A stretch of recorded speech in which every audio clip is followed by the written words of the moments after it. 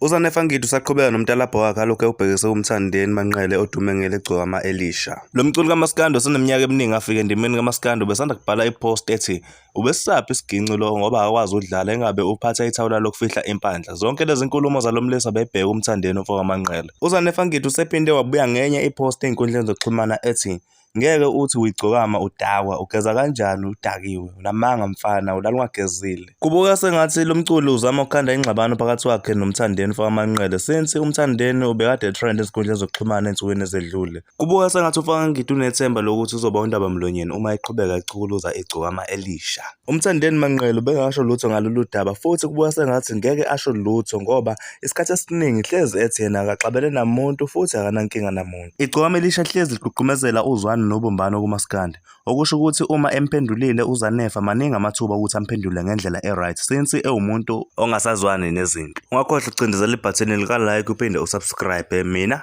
ngithi dange.